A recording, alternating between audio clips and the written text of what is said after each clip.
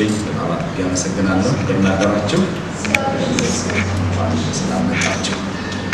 አስቀድሜ በዘላለም ዕውቀት ውስጥ እጅግ ቀን የሚያውቃትና ባርኮ የሰጠንን እግዚአብሔርን ማመስገን እፈልጋለሁ። ክብር ለእግዚአብሔር ይሁን።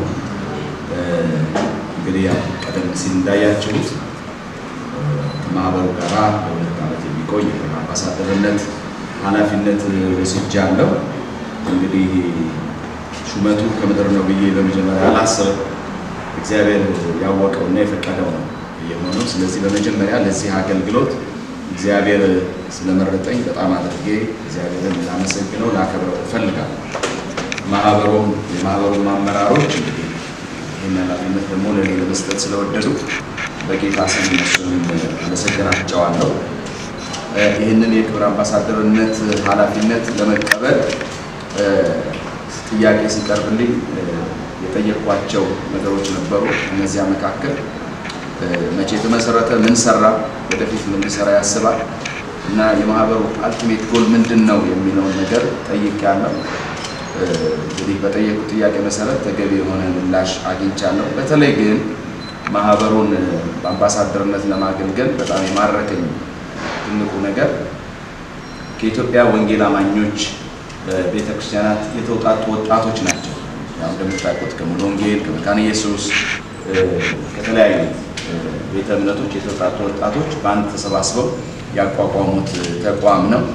የወንጌል አማኝ ወጣቶች ቢሆኑም ግን አገልግሎቱን የሚሰጡት ለሰው ዘር በሙሉ እሱ በጣም ማርኮኛል።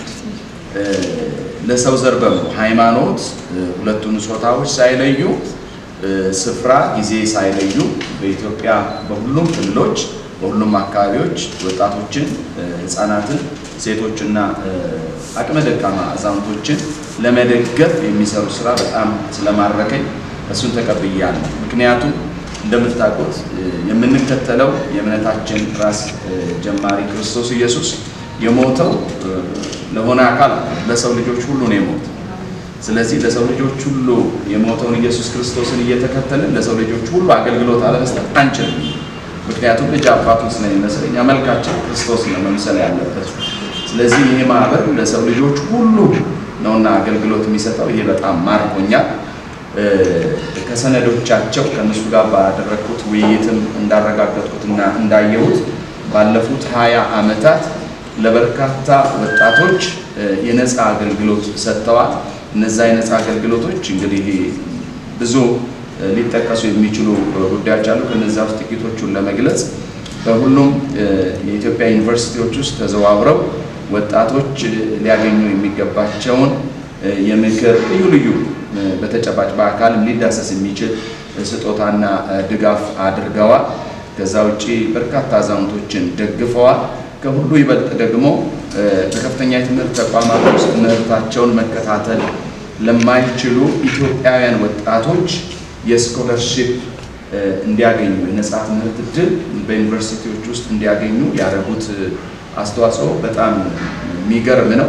እዚህ ውስጥ ቀደም ብዬ እንደተናገርኩት ሙስሊም ወጣቶች ተጠቅመዋል፣ ኦርቶዶክስ ወጣቶች ተጠቅመዋል፣ የወንጌል አማኞች ወጣቶች ተጠቅመዋል እና ይሄ በጣም የሚያስመሰግናቸው ስራ ሆኖ አግኝቼዋለሁ። ለዚህ ደግሞ ይህንን አገልግሎት ተቀብያለሁ። ከዚያ ውጪ በማረሚያ ቤቶች ውስጥ በመሄድ ያደረጉት ድጋፍና አስተዋጽኦ እጅግ የሚደነቅ ነው፣ የሚማርክ ነው። ምክንያቱም ሰዎች በሆነ አጋጣሚ ወደ ማረሚያ ሊገቡ ይችላሉ። ያው ሊታረሙ ሲገቡ ደግሞ ድጋፍ ያስፈልጋቸዋል። ያንን ድጋፍ ደግሞ ለመስጠት ይሄ ማህበር የሄደበት ርቀት በጣም ትልቅ ስለሆነ የአምባሳደርነት ሹመት ተቀብያለሁ ማለት ነው። እዚህ ላይ በጣም ስትረስ አድርጌ መግለጽ የምፈልገው በሚቀጥሉት 2 ዓመታት ለምሰጠው አገልግሎት ይሄ ማህበር 1 ሳንቲም አይከፍልም፣ እኔም አልጠየቅም። በነፃ ነው ማገለግለው። ምክንያቱም ክርስቶስ ኢየሱስ በነፃ ነው ያዳነን።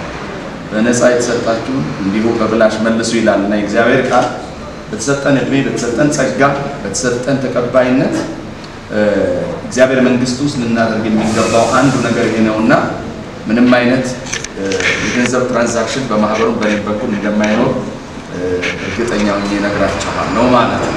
እና የነፃ አገልግሎት መንግስት እንግዲህ አሁን ያው የማህበሩ አምባሳደር ስለሆነ ከዚህ በኋላ ያው ማህበሩ ፕሮሞት ማድረግ ስለሚጠበቅብኝ ዛሬ አሁን በዚህ ሰዓት ነው እንግዲህ መጀመሪያው ማለት ነው።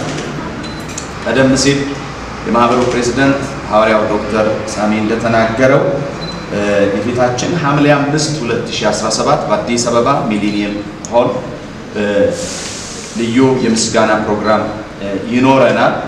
እንግዲህ ይህ የምስጋና ፕሮግራም ቅዱስ ንቅናቄ ታሪክ ሰሪ ትውልድ በሚል ርዕስ የሚከናወን ነው።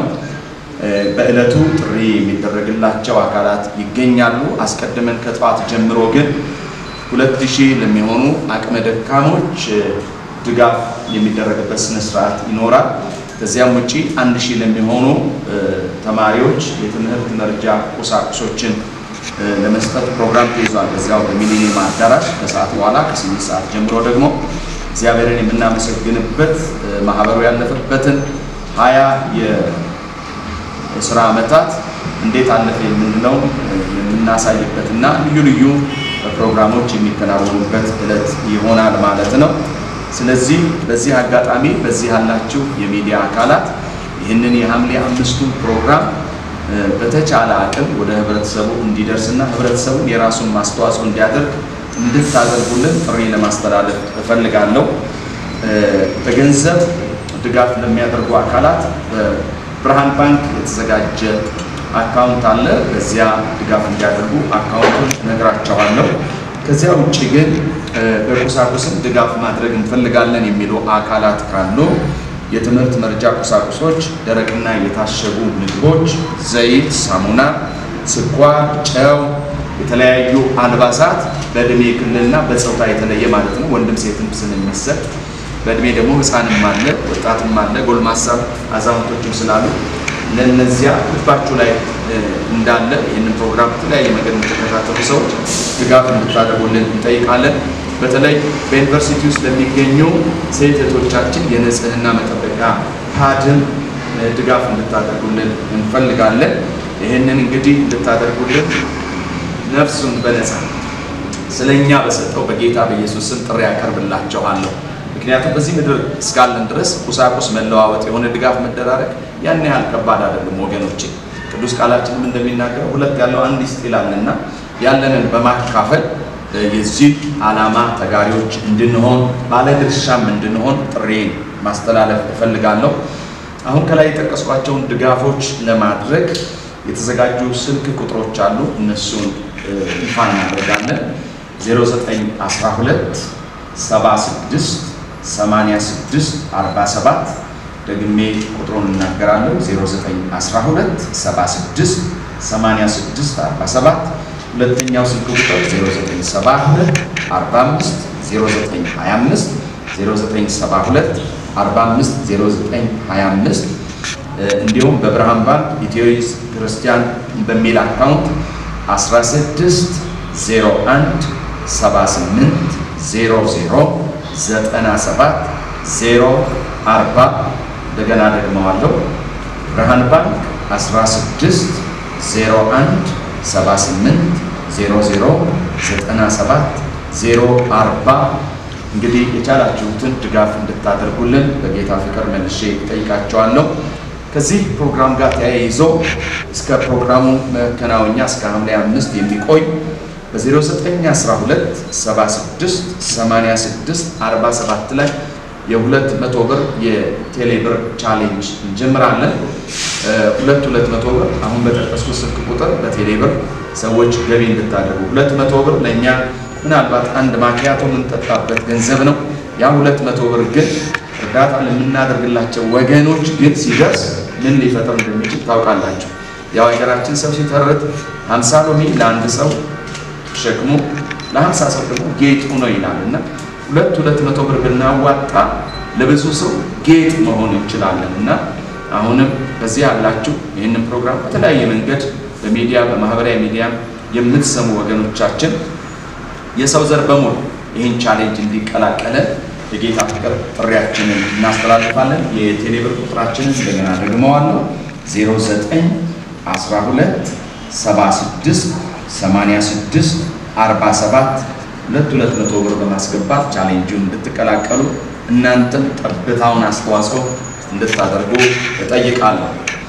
እንግዲህ የዚህ ፕሮግራም መሪ ቃል በያዕቆብ መልእክት ምዕራፍ 1 ቁጥር 27 ላይ ያለው እግዚአብሔር ቃል ነው። እንዲህ ይላል፣ ንጹሕ የሆነ ነውርም የሌለበት አምልኮ በእግዚአብሔር አብ ዘንድ ይህ ነው፣ ወላጆች የሌላቸውን ልጆች ባልቴቶችንም በመከራቸው መጠየቅ፣ በዓለምም ከሚገኝ ድፍ ሰውነቱን መጠበቅ ነው ይላል። ስለዚህ ንጹሕ የሆነ አምልኮ ለተቸገሩ እጆቻችንን ለሚጠብቁ ለነዚያ ማድረግ ነው። በነገራችን ላይ በዚህ ምድር ስንኖር ገንዘብ ለመያዝ ማንም የተጠራ ሰው የለም። ይህ ገንዘብ አታጠራቅሙ በባንክ አይኖራችሁ እያልኩ አይደለም። ገንዘብ ለመያዝ ግን ማንም አልተጠራ፣ ለማስተላለፍ ነው የተጠራ ነው። ስናስተላልፍ ሁሉም ሰው ከገንዘቡ ተሳታፊ ስለሚሆን ድህነት የሚባለው ነገር አይኖርም። የሆነ አካል ብዙ ገንዘብ የሆነ አካል ደግሞ ምንም የሌለው ሲሆን ነው ድህነት የሚሆነው ችግር የሚኖረውና ያለንን በማካፈል በእግዚአብሔር ቃል በንጽህና ነገሩን እንድናደርገው ተጠይቃቸዋለሁ። አሁን እንዳነበብኩት በዚህ በያዕቆብ መልእክት ምዕራፍ 1 ቁጥር 27 ላይ እንዳለ በእኛ በኩል ምንም ነውር የሌለበት ንጹሕ አገልግሎት እንሰጣለን። በታማኝነት የተሰበሰበውን ዕቃ የተሰበሰበውን ገንዘብ ለሚገባቸው ሰዎች በአደባባይና በይፋ የሚደርስ ይሆናል ማለት ነው። ይሄን ለማለት ነው። እንግዲህ ጥያቄ ልታነሱ ከሆነ በኋላ ደግሞ በጥያቄና መልስ ነገሩን እናዳብረዋለን። ስለመጣችሁ አብራችሁን ስላላችሁ ደግሞ በታማኝነት ይህንን መልእክታችንን ስለምታደርሱልን በጌታ በኢየሱስ ስም ተባረኩ ለማለት እወዳለሁ። አመሰግናለሁ። ኢየሱስ ራሱ ወንድሞቼ ብሎ ቢጠራ አላፈረብንም። ከሹመት ይልቅ ስራው ይበላል። በጣም እናመሰግናለን። ጠቃሚ የሆነ የንግግር ጊዜ እንደነበረ ተስፋ አደርጋለሁ። ስለዚህ ሁላችንም ሐምሌ 5 ላለው ጉዳይ ዝግጅት እንድታደርጉ አብራችሁን እንድትሰሩ አብረን ይህንን ታላቅ ስራ እንድንወጣ ጥሪ አቀርባለሁ።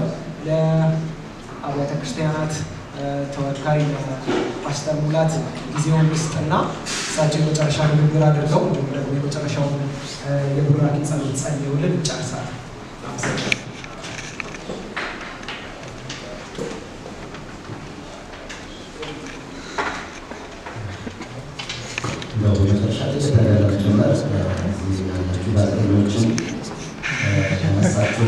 ወሳኝ ጥያቄዎችን ነውና ምን ያክል ለወጣት መልካም እንዳላችሁ ለማስተዋል ችያለሁና ስለዚህ ጊዜ ያነሳችሁ ለወጣቶች ምን አይነት ልብ ይኖራቸዋል ብላነሳችሁ ጥቂት ነገሮች በጣም አስፈላጊ ነው።